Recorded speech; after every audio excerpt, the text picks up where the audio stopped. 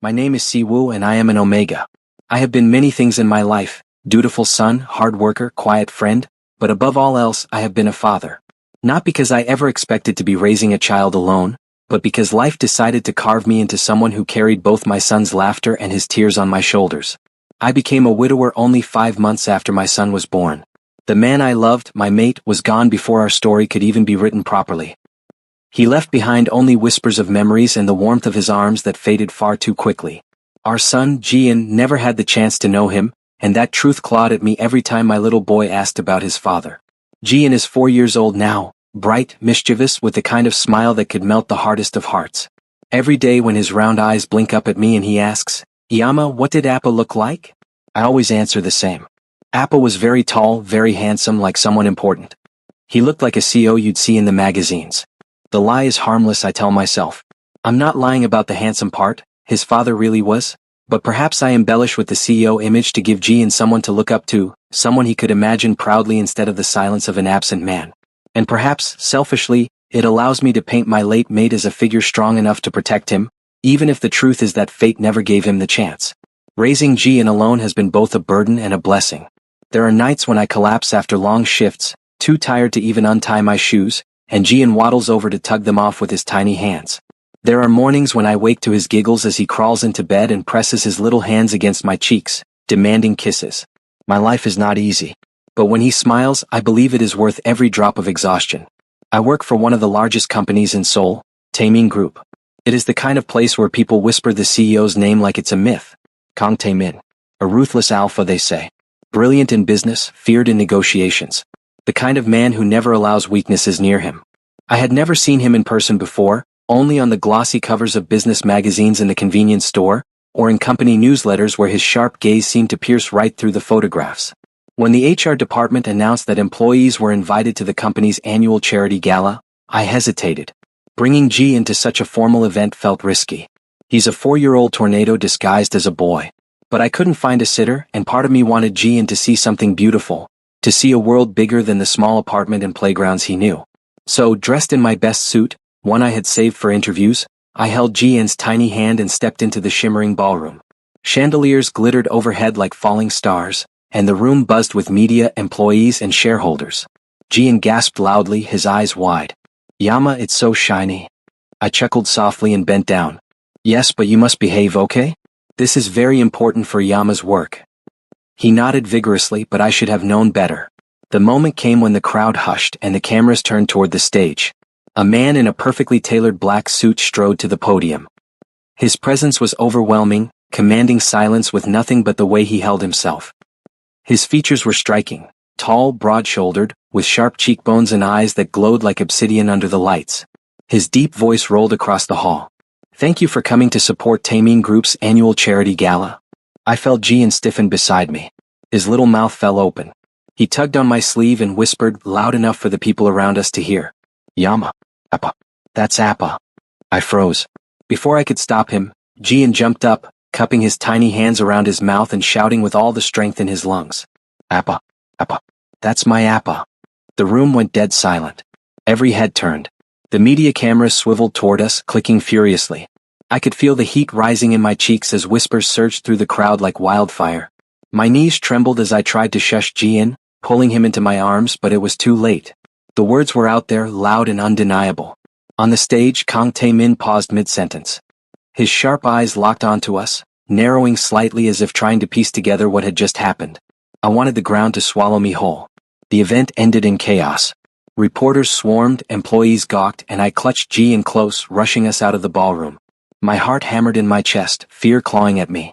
What if they thought I planted this? What if the company accused me of slander? Back at home, I paced the living room as Jian sat on the floor, innocently playing with his blocks. He looked up at me and asked, "Yama, was that really my Appa?" My throat tightened. "No, sweetheart, he just looked like him." But even as I said the words, a chill ran down my spine. Because for a brief moment, when Taemin's eyes met mine, something inside me stirred. Something frightening, something that whispered of tangled fates I wasn't ready to face. The morning after the charity gala, I woke up to the buzzing of my phone. At first, I thought it was just another reminder for work, but when I reached for it, my heart dropped. The headlines blared across the screen. Taemin Group CEO Kang Taemin, Secret family? The child who called the ruthless CEO, Appa. Truth or scandal? Is the cold-blooded Alpha hiding in Omega and Sun? I dropped the phone onto the bed, my hands trembling. Gian stirred beside me. He had crawled into my bed during the night, his little arms wrapped around my waist. His hair stuck out in every direction, and his lips parted slightly as he dreamed. Innocent. Oblivious. I wanted to protect him from this world, from the cruel things people were already saying online. But how could I protect him from the cameras, from the storm that was already brewing? Walking into work that day was like stepping into a furnace. Whispers followed me through the halls, eyes lingered too long, and I could feel the judgment in every glance. Is that the Omega from last night? Do you think the CEO really has a kid with him? Poor guy, or maybe he planned this? Their voices cut at me like knives. I kept my head down, clutching my ID card, and hurried toward my department. But before I could reach my desk, a firm hand landed on my shoulder. "Si Wu Sai," my manager said, her tone tight. "The CEO wants to see you. Now." The air left my lungs. The elevator ride to the top floor felt endless. My reflection in the mirrored walls looked pale, almost sickly. By the time the doors opened, my knees were shaking. The secretary outside the office gave me a polite but unreadable look. "He's expecting you." The massive double doors opened and I stepped into the lion's den. Kang Tae-min stood by the window, his tall frame outlined against the skyline of Seoul. His suit jacket was discarded on the sofa, his shirt sleeves rolled up to his elbows. He looked like the kind of man who could crush the world with a single command, and yet, at that moment, his gaze was pinned on me. "Sure. Cold. Curious. You're Siwoo, correct?" His voice was low, deliberate. "Yes, Seo Kang," I whispered, bowing so low my spine ached. "Raise your head," he ordered. When I did, his eyes bore into mine. "Your son." His tone wasn't a question. Why did he call me Appa last night? My throat dried. He thought you looked like his father. He didn't mean. "Do you take me for a fool?" His voice cut through the air like a blade. I flinched. "No, sir. I swear I never told him to." Then explain to me why the entire country thinks I've been hiding a wife and child. Silence pressed heavily between us. I wanted to sink into the floor, to vanish entirely. "I don't know, sir. I'm so sorry. Please, it was just a child's mistake. I'll tell him not to." "Do you think the media will care about your explanation?" His lips curled in disdain. "They already believe it. They see a cute child calling me Appa, and they'll eat it up." His hand slammed against the desk, making me jump. "Do you understand what this does to my reputation? To this company?" Tears stung my eyes, but I bit them back. I understand, CEO Kong. Please, I'll do anything to make this right. Just don't fire me." For a long moment he said nothing. He studied me, his gaze sharp and assessing, as though peeling back my layers. Finally, he exhaled through his nose, the tension in his shoulders easing slightly. "There may be a way to fix this," he said. I blinked. "Fix this?" "Yes." He walked closer and I instinctively stepped back. He stopped only a foot away, towering over me. "The public already believes you're my Omega and that boy is my son. Denying it will only fuel the fire. The only way to silence them is to play along." My heart stopped. "Play along?" "You'll become my mate," he said, his voice steady, almost cruel in its simplicity. "We'll marry. I'll acknowledge your son as mine." I stumbled back a step, my eyes wide. What? That's impossible." "It's the only solution," he replied firmly. "You think I want this? Marriage? Family?" His jaw clenched. "I don't. But you and your boy, you've left me with no choice." My breath hitched. The room spun around me. I wanted to scream that I never asked for this, that Jian's innocent mistake shouldn't ruin our lives. But at the same time, my son's voice echoed in my ears. "Appa. That's my Appa. For Jian, for his future, could I really say no?" "Think carefully, Si Woo," Taemin said, his eyes narrowing. "If you refuse, the media will tear you apart. They'll paint you as a liar, a manipulator. They'll call your son a bastard. Do you want that for him?" The word bastard burned like acid in my chest. He was right. The world would be crueler than I could ever be. I lowered my gaze, my fists trembling. "And, if I agree? Then you and your son will live under my name. No one will dare touch you. You'll have protection, status, and the media will move on." His voice softened slightly, almost as if he pitied me. "It may not be the life you imagined, but it's the safest choice." I swallowed hard, my lips dry. "For Jian. For his happiness. I'll do it." For the first time, something flickered in his eyes, satisfaction perhaps, or curiosity. "Good," Taemin said simply, straightening his tie. Then from this moment, you and your son are mine. His words weren't romantic. They weren't gentle. But as I stood there shaking, I couldn't ignore the strange flutter in my chest. I never imagined my life would turn this way. One day I was a low-level employee trying to balance spreadsheets and bedtime stories, and the next, I was suddenly engaged to the most ruthless alpha in Korea. The news broke faster than I could process it. By the time I arrived home that night, my phone was flooded with messages, missed calls, and news alerts. CEO Kang Tae-min to wed company employee. Mysterious Omega and son. Who are they? The nation's most eligible alpha is off the market. My hands shook as I scrolled. My picture, me holding Jian at the gala, was plastered across every tabloid, every online forum. Some commenters praised us, calling Jian adorable. Others were vicious, accusing me of trapping the CEO. I shut off my phone before I could read more. My son, oblivious, was lining up his toy cars on the living room floor. Yama, why are you sad? He asked softly, crawling into my lap. I kissed the top of his head, forcing a smile. I'm not sad, baby. Just tired. But my heart ached. Because soon, everything about his little world would change. 2 days later, Tae-min called me to his office again. This time the atmosphere was different. His secretary greeted me with a rehearsed smile, and when I entered his office, a team of PR managers was already seated, laptops open, papers spread out like a battlefield map. Sit, Tae-min ordered, pointing to the chair beside him at the long table. I sat stiffly, clutching the edge of my pants. The PR director cleared her throat. The narrative is simple. CEO Kang, you've decided to come forward with your relationship and acknowledge your son. We'll release engagement photos, then later a wedding announcement. After that, we'll stage a quiet family image to soften your reputation. You'll be the perfect alpha father and husband. I wanted to laugh at the absurdity. Perfect family image? Me who still burned instant noodles twice a week.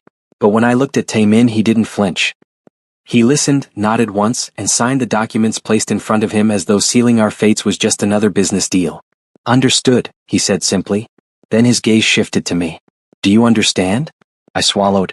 Why, yes, sir. He leaned back, his sharp eyes locking on me. From now on, don't call me sir. You'll call me Tae-min. The room went silent. My ears burned. Yes, Tae-min SSI. A ghost of a smirk flickered across his lips, but he said nothing. That evening, Tae-min insisted on coming to my apartment. If I'm going to be his father in the public eye, he said, I should at least meet him properly. I cleaned frantically before he arrived, shoving toys into boxes and wiping down counters that hadn't been touched in weeks. My heart pounded as I opened the door to find him standing there, impossibly tall, with his usual air of confidence. Even in casual clothes, he looked untouchable. Jian peeked out from behind my leg, holding his favorite plush rabbit. Tae-min crouched down, surprising me. His expression softened, just slightly, as he met Jian's wide eyes. So, you're the one who caused all this trouble, he said, his voice low but not unkind. Jian blinked, then grinned brightly. Appa. He threw himself forward, wrapping his little arms around Tae-min's neck. My jaw dropped. Jian. But Tae-min froze only for a second before lifting Jian easily into his arms. He looked, stunned, as though he hadn't expected the tiny weight to feel so real. Jian patted his cheek. Yama said my Appa is tall and handsome like a CEO. That's you, right? Heat rushed to my face. Jian. But Tae-min actually chuckled. The sound was low, brief, but genuine. Yes, that's me. My chest tightened at the sight of it. This feared alpha holding my son as though the world hadn't just turned upside down. We sat at the small dining table, awkwardly sharing the meal I'd prepared. Jian chattered happily, telling Tae-min about his toys, his preschool teacher, the time he fell off the slide and cried until I kissed his scraped knee. And Yama makes the best rice ever. Jian declared, puffing up proudly. I covered my face in embarrassment. It's just rice. Tae-min raised a brow, his lips twitching. Then I suppose I should be grateful I get to eat the best rice ever. His words were teasing, but something in his tone made my heart skip. After dinner, Jian insisted on showing Tae-min his drawings. He dragged him into the bedroom, pulling out crayon-scribbled papers. One was of me holding his hand with a tall, faceless man beside us. That's Appa, Jian explained seriously. But I didn't know how to draw your face yet. Tae-min stared at the drawing for a long time, his expression unreadable. Then he gently ruffled Jian's hair. You did well. I watched them from the doorway, a strange warmth blooming in my chest. When Jian finally fell asleep, clutching his rabbit, I walked Tae-min to the door. Thank you, I said quietly, for being patient with him. Tae-min studied me in the dim light of the hallway. He's a good kid. He really thinks you're his father, I murmured. And what about you? His voice was softer now, almost dangerous. Do you believe I can be? I looked up at him, caught in the intensity of his gaze. My lips parted, but no words came out. For a heartbeat, the air between us shifted, charged, fragile, like the moment before lightning strikes. His eyes flicked to my lips and I felt heat rise to my face. But then he stepped back, his mask sliding into place again. Rest well, Siwoo. Tomorrow the real performance begins. And with that, he left me trembling in the doorway, my heart betraying me with every wild beat. The following days blurred together. Everywhere I turned, online, at work, even in the grocery store, there was news about us. Pictures of me and Ji-in holding hands were splashed across websites with bold headlines. CEO Kang Tae-min's secret Omega and child revealed. The ruthless alpha. A family man. A fairy tale or a scandal? People speculated about me endlessly. Some called me lucky. Others accused me of scheming. I wanted to scream that none of it was true, that I hadn't asked for this, but no one would listen. Through it all, Ji-in remained oblivious, humming songs as he played, asking innocent questions like, Yama, when is Appa coming again? I wanted to tell him the truth, that Tae-min wasn't really his Appa, not yet. But when Ji-in's little eyes sparkled with hope, I found myself unable to break that fragile joy. It became routine for Tae-min to stop by in the evenings. At first, I thought it was only for appearances, but gradually, I noticed he lingered longer each time. One night, Ji-in was building a tower of blocks when Tae-min walked in. The moment he saw him, Ji-in leapt to his feet. Appa, he shouted, running full speed into Tae-min's legs. I panicked, but Tae-min surprised me. He crouched down, scooping Ji-in up into his arms with a natural ease that made my chest ache. What are you building? He asked. A castle. Ji-in said proudly, pointing to the uneven stack of colorful blocks. Tae-min studied it seriously as though it were a real architectural project. A castle needs strong walls. Otherwise it'll fall when enemies attack. Ji-in's eyes widened. Enemies? Yes, Tae-min said with mock gravity. Dragons or maybe giants. Should we make the walls thicker? Yeah. Let's do it. And just like that, my ruthless CEO was on the carpet, tie loosened, sleeves rolled up, carefully stacking blocks with my son. I stood in the doorway stunned. Ji-in giggled every time the tower toppled, and Tae-min chuckled softly, shaking his head as though he couldn't believe he was doing this. The sight pierced something deep inside me. For the first time, I wondered if maybe, just maybe, this arrangement could turn into something more than a performance. Later that night, Ji-in begged Tae-min to read him a bedtime story. I'm not very good at stories, Tae-min admitted, standing awkwardly by the bed. Appa doesn't need to be good, Ji-in said firmly, tugging on his hand. You just read. I handed him Ji-in's favorite picture book, and to my surprise, Tae-min actually sat down on the edge of the bed. His deep voice rumbled through the room as he stumbled over the silly dialogue of talking animals. Ji-in giggled, clapping his hands. Appa, you sound funny. A faint blush colored Tae-min's ears, but he kept reading, his tone softening as he went. By the time he closed the book, Ji-in was fast asleep, curled up against his rabbit plush. I quietly pulled the blanket up to Ji-in's chin. When I turned, Tae-min was watching me.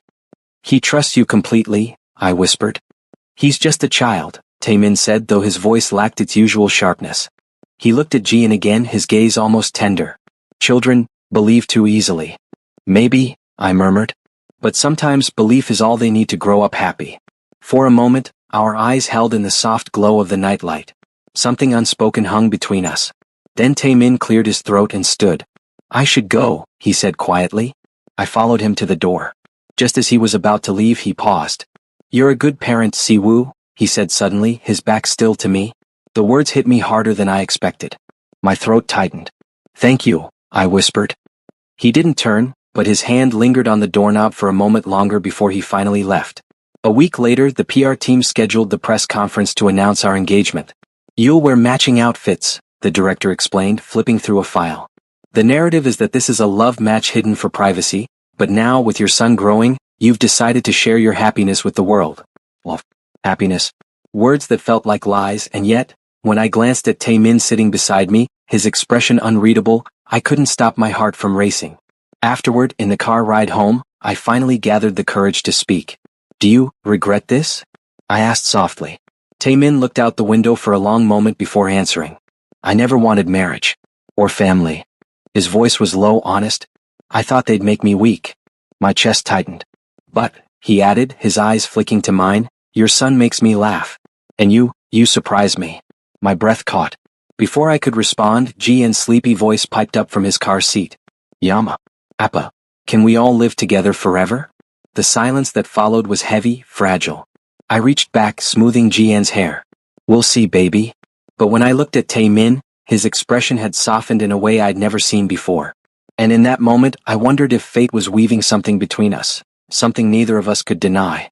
The press conference was a blur of lights, cameras, and noise. I remember the heat of the spotlights, the suffocating flashes, and the endless questions shouted by reporters. But what I remember most was Tae-min's hand, steady, warm, wrapped firmly around mine. He hadn't let go. Not once. This is my Omega, he declared in that steady, commanding voice that silenced entire rooms. And this is my son. From this day forward, you will not question them. He said it so simply as if it were truth carved in stone. And in that moment I almost believed it myself. The world erupted in applause, cameras flashing like fireworks. Somewhere in the chaos, Jian waved shyly from my lap, and the crowd melted into coos of affection. Our fate was sealed. In the days that followed, the company spun our lives into a fairy tale. The wedding had to happen quickly to sustain the narrative, and I found myself dragged into endless fittings and photo shoots. I stood in front of a mirror one afternoon, tugging uncomfortably at the collar of a crisp white suit. I had never worn anything so expensive in my life. It suits you, came a voice behind me. I turned to see Tae-min leaning casually against the doorframe, his own suit jacket slung over one arm. His eyes raked over me with an intensity that made me flush. You think so? I muttered, embarrassed. His lips twitched slightly. You clean up well. The compliment was so unexpected, so rare that my chest warmed despite myself. Jian was the happiest of us all. I get to wear a suit too, he shouted, spinning in circles as the tailor adjusted his tiny blazer. I'll throw flowers, right? Yama said flower boys throw flowers. Yes, I laughed, smoothing his hair. You'll be the best flower boy. Tae-min crouched beside him, adjusting Jian's crooked tie with surprising gentleness. A proper flower boy has to look sharp, he said. Jian puffed his chest proudly. Like Appa? Tae-min's expression softened. Exactly. Watching them together twisted something in my heart. They looked like a real family. And though I reminded myself it was all just for show, the image rooted itself deep inside me. The day of the ceremony arrived in a haze of nerves. It was a private event, limited to close associates and media, but the weight of the camera still loomed. As I walked down the aisle, my hands trembled. My heart pounded with every step. Then I saw him, Tae-min, standing tall and proud at the altar, eyes fixed solely on me. For the first time, his gaze wasn't sharp or cold. It was steady, certain. When I reached him, he extended his hand. His grip was firm, grounding me. The officiant's words blurred together, but I remember Tae-min's voice clearly when he said, I do. And when it was my turn, though fear still clung to me, I found my voice. I do. The applause erupted. Cameras clicked wildly. And then, before I could prepare, Tae-min leaned in. His lips brushed mine, soft, brief, yet electric. My entire body froze, my heart leaping to my throat. It was supposed to be staged, just another performance. But the moment his mouth touched mine, the world fell away. When he pulled back, our eyes met, and I knew. He had felt it too. That night, Jian fell asleep clutching the petals he had scooped from the floor, his small face peaceful. I stood on the balcony, the city lights stretching endlessly below. The cool air steadied me, but my thoughts spun. The sliding door opened, and I felt Tae-min's presence beside me. You handled yourself well today, he said quietly. I gave a small, nervous laugh. I was terrified the whole time. He turned his head, studying me. You don't need to be afraid when you're with me. His words were simple, yet they sank deep. My lips parted, but before I could reply, he stepped closer. Si-woo, he said, his voice lower now, rougher. My heart skipped. Yes.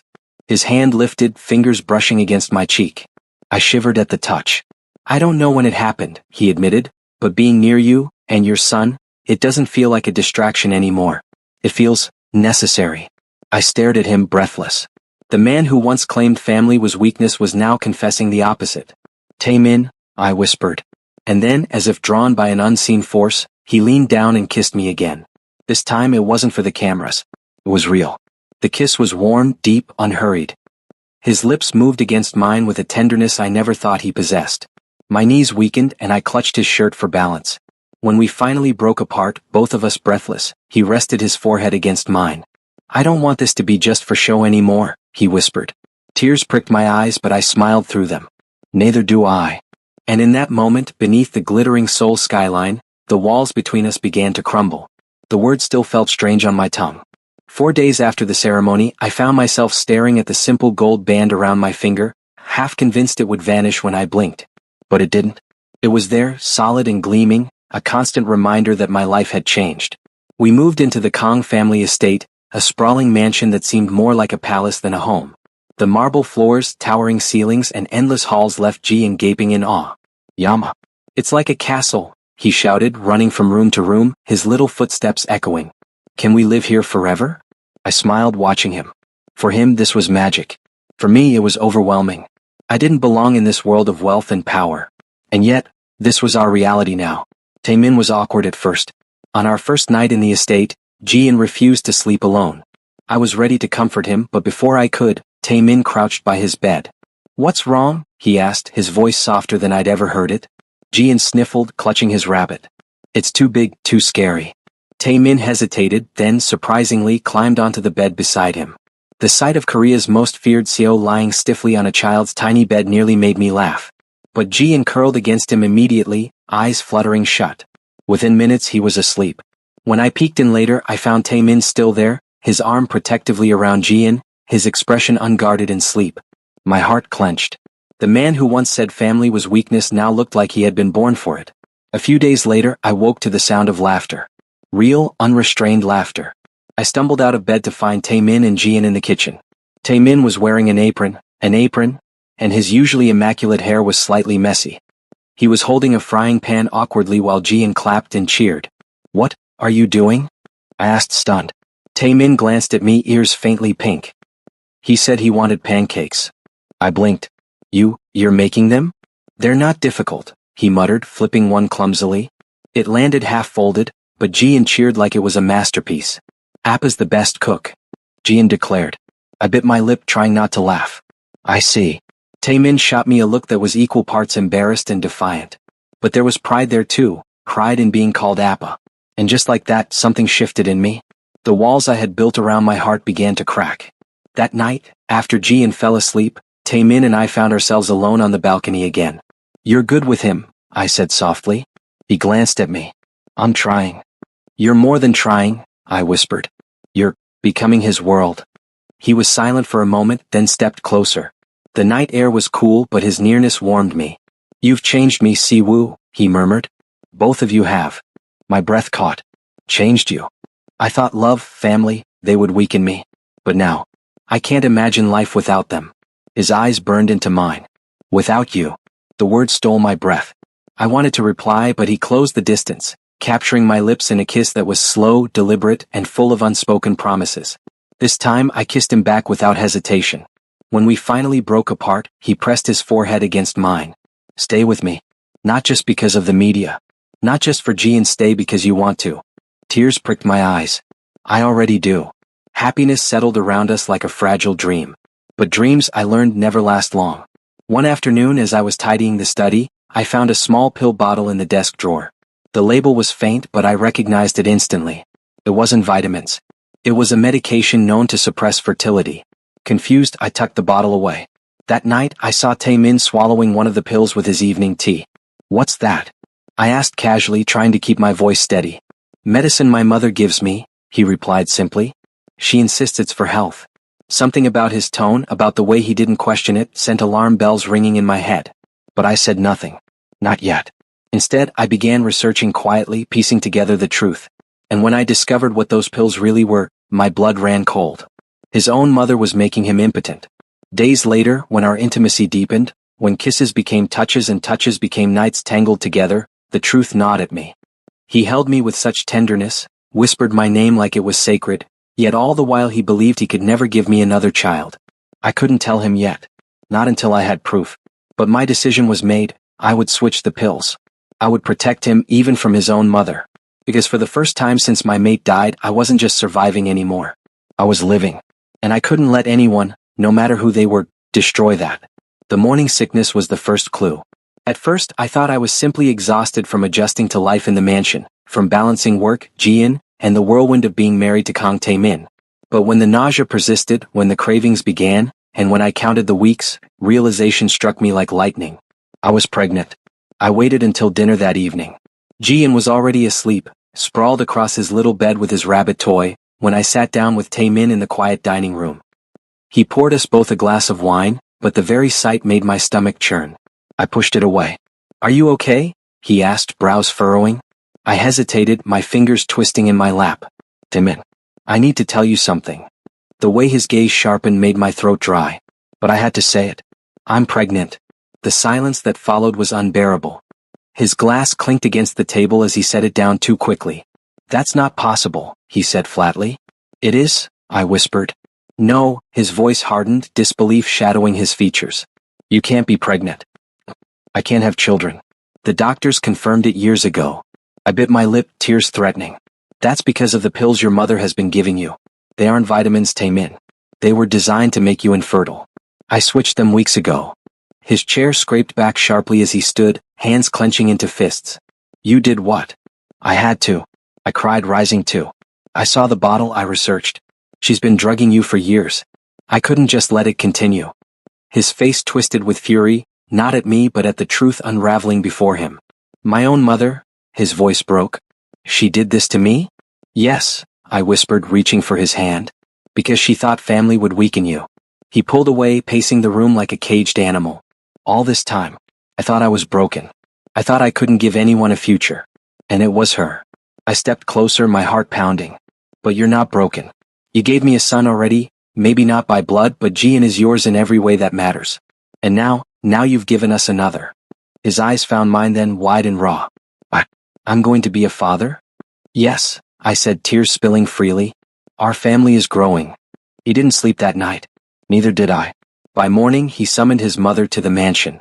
Madame Kang entered, regal as ever, her pearls gleaming, her expression unreadable. "You called for me, son?" Taemin's voice was like steel. "How long have you been feeding me those pills?" She blinked innocently. "They were for your health." "Don't lie to me," he thundered, slamming the pill bottle onto the table. "You made me impotent. You took away my choice, my future." "Why?" Her composure cracked then, fear flickering in her eyes. "Because love and family destroy men like you. Do you think you could have built an empire with a crying child in your arms? With a spouse demanding your time? No, Taemin. I protected you from weakness." "Protected me?" His laugh was bitter, hollow. "You didn't protect me. You robbed me. You robbed me of trust, of freedom, of years I'll never get back." Her lips trembled. "I only wanted you to stay strong." "You don't understand," he said, voice breaking. "Strength isn't being alone. Strength is being able to protect the people you love. And because of you, I almost lost them." His words silenced her. She sank into a chair, eyes wet, whispering, I was wrong." It took time, but Taemin eventually forgave her. Not fully, not immediately, but enough to move forward. For the first time in years, I saw the steel mask around him crack, replaced by the man he had buried beneath ambition. And he clung to me more tightly than ever. At night, he would wrap his arms around me, his lips pressing reverently to my temple. "I almost lost you," he'd murmur. "Never again. You're my everything, Si-woo." I would kiss him back, slow and lingering, tasting the sincerity in every word. "We're yours. Always." Months later, under the soft glow of hospital lights, our second son was born. Taemin cried, openly, unashamedly, when he held the tiny bundle for the first time. "He's perfect," he whispered, his voice shaking. "Just like his brother." Jian peeked over the bed, his big eyes wide. "Yama, Appa, is he really my brother?" "Yes," I said softly, pulling him close. "He's your little brother. And he'll need you to protect him." Jian puffed his chest proudly. "I'll be the best young ever." I looked at my family, my son, my newborn, and the man who had once sworn he'd never marry. The ruthless CEO who now kissed his children's foreheads with trembling lips.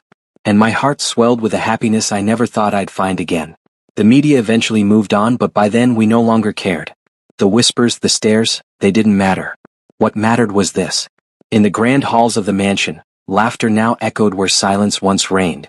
Jian's footsteps and baby cries filled the rooms that had once been cold and empty. And at night, when Taemin pulled me into his arms, when he kissed me like I was his entire world, I knew we had rewritten our fates. I wasn't just Si-woo, the widowed Omega who had once struggled alone. I was Si-woo, loved husband, cherished mate, and father of two. And together, with Taemin by my side, we lived not just happily ever after, but stronger, freer, and more whole than either of us had ever dreamed.